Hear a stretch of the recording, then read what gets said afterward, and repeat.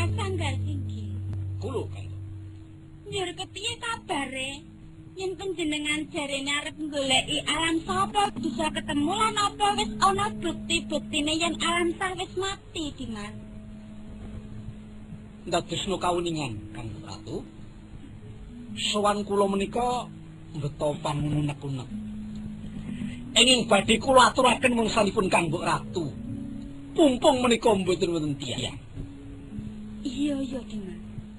Sampun mboten kirang-kirang anggen kula badhe ngiguh. Nyegat alam sah. Wangsul saking pamulangan dumugi Palembang. Kula sampun ngrakit sedaya para wadya ing dados sandhan kula kanthi kegiatan ing dedamel. Iya, Dimas. Ing pangangkah supados saged nyegat lampahipun Pangeran Alam Sah kanthi badhe dipun percaya. Nanging ing dadosna kawuningan Kang. Piye? Lampahipun para prajurit sandi ingkang sami siap-siaganing dedamel badhe ngadang lampahipun Alam Sah. Tetrambul para prajurit Bayangkara ingkang sami badhe methuk konduripun Alam Sah wonten ing kerajaan Palembang. Dados tawur perang. Nah, peperangan menika wau prajurit-prajurit sandi sami betul dedamel sami kapertundang memengsankan prajurit Bayangkara ingkang sampun siap sedaya dedamel ugi saking kerajaan Palembang. Nah, ingkang saking menika kula matur wangsanipun kanggo Ratu pilih anggen kula badhe nggadahi niat mejahi Alam Sah sabar mboten pikantunan. Anjur piye, Dimas? Lagi ketatakan menika malah kula Kang Bobo. Ana sing bisa ketemu Alam Sah kuwi rek Dimas Sanggar Singgi. Sinau sengaten sampun boten kirang-kirang anggen kula ngiguh. Nanging nyatanipun boten saged kasil. Alam Sah boten saged nemuginipun pecah. Kula masak menika pasrahan Kang Mbok Ratu. Rening mangkenipun menika Alam Sah badhe wangsul wonten ing Palembang. Lah yen Alam Sah menika timbul wonten ing kerajaan Palembang, menapa mboten badhe lajeng sabar jangka jangkaning manah kula. Anggen kula badhe nglenggahi dampar Kasultanan Palembang Kang Ratu.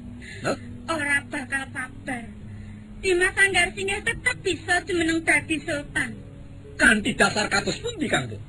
Mangka sakundure Alam Sah aku kang bakal ngrenah patine Alam Sah. Kang Mbok Sanggar.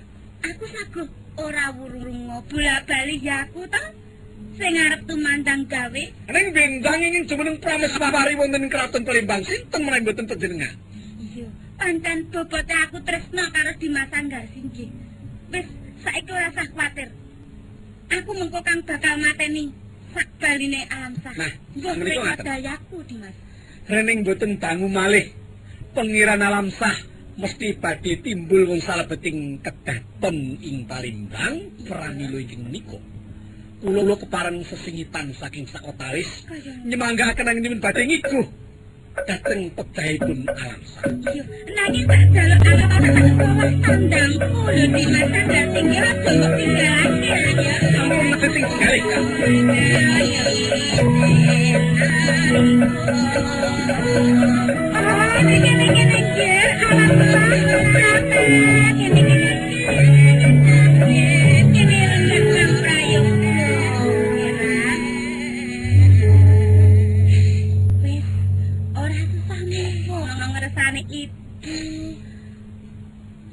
Ya, ora samanggale apa-apa kene sedak karo ibu. Kula sampun jemujug wonten ing makamipun Kanjeng Rama Sultan Ratu Iskandar. Oh, Ibu. Nggih, Alam Sah. Kula nyuwun pangapunten. Sawangsul kula saking pamulangan dereng nate sowan wonten ing ngarsanipun Ibu Malangrani. Namung sawetawis dinten kula pilalu wonten ing papan pasaranipun Kanjeng Rama Sultan Ratu Iskandar. Kados-kados sampun pepes kula mboten gadhahi daya. Awit-awit sesanggene gesang kula sakmenika sampun raos gesang loro. Sampun mboten gadah rama malih Ibu. Nggih alam sah. Kabeh mau wis dadi pepestaning Gusti Kang Kuwasa. Alam sah aja mung tansah gawe sedih. Yen ibu mono jane ya mung tansah peteng penggalihe. Nanging njur piye meneh alam sah. Sing wis ya wis. Saiki wae alam sah mbok iya wis ora menggalihke Kang Rama sing wis ora ana. Ndak malah ngribet-ngribeti ramamu anggone sowan ana ngersaning Gusti Kang Maha Kuwasa. Iki wis kakeneng kados pundi malih. Kula mboten saged ngitali. Raos kula rumastu mlawung manah kula Ibu. Ya. Ing mongko menawi to kapinujen wancing kados ngaten, kula asring katimbalan wonten ngarsanipun Rama kaparingan dawuh ta pitutur kathah-kathah. Nanging wiwit dinten menika kula sampun mboten menang nampi dawuh pangandikanipun Kanjeng Rama. Sinten tiyangipun Kanjeng Ibu mboten sanget angglong ing manah kados kula menika Ibu. Ger alam sah. Ibu Rama itu. Nanging yen biyen mono ramamu isih sugeng alam sah tansah ngadi kalem. Nanging nek padha wae to Ger. Nek ibu iki mau njur kagungan putra alam sah ngadi ngalem karo ibu bakal ngudaneni.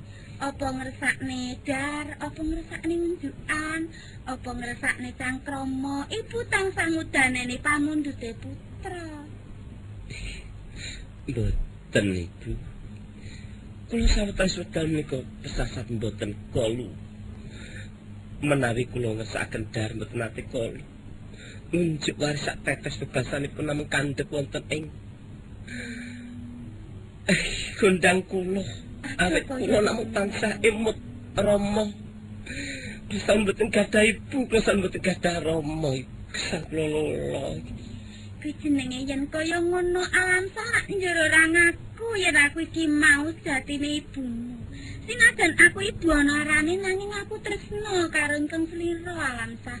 Aku ora mbedakake yen alam sah iki mau putra sing ana arane. Inggih sembah sewu nuwun Ibu menawi estu Kanjeng Ibu tasih wonten kaos tresna ingkang tulus lan dados dhateng putra kula. Mula saiki ibu kepengin banget dar eta bebarengan karo alam sah. Saiki ibu dhewe kang ngadeni kilo unjukane lan daran. Alam sah ayo bareng-bareng padha dareta iki. Ibu kaya ngopo rasane supaya ilang peteng penggalihe ibu gantine ya mung putra ya. Tinggal tinjek ya. Nyuwun pangapunten Ibu. Kula dereng kepengin nedha, kula dereng kepengin ngunjuk Ibu. Aja wangkal-wangkal alam sah, ibu kepengin banget ngadeni putra ngono wae kok ndadak. Wis aja gawe kuciwa, penggali ibu dadi unjuk. Anu, apa dar dhisik? Iya. Ing selaminipun Ibu peparing dereng nate kula tampik, mesti kula tampi kanthi remening manah. Nanging menika nyuwun pangapunten sepisan menika Ibu. Kula dereng ngersakaken dahar, kula dereng ngersakaken ngunjuk. Kula nyuwun pamit rumiyin Ibu, nyuwun pangapunten nggih Ibu. Nggih nyuwun pangapunten.